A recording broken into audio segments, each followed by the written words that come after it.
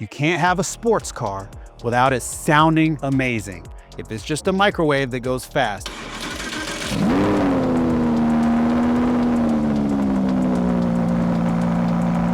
In a sports car, it makes you feel like you're driving something really cool, something exciting. The winner of the sound, and I don't think this will be a surprise, again goes to the Audi.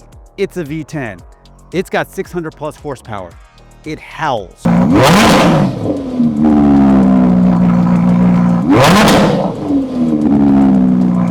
This is a V6 with 2 turbos to muffle the sound, and Porsche doesn't do a great sound with the turbo models. So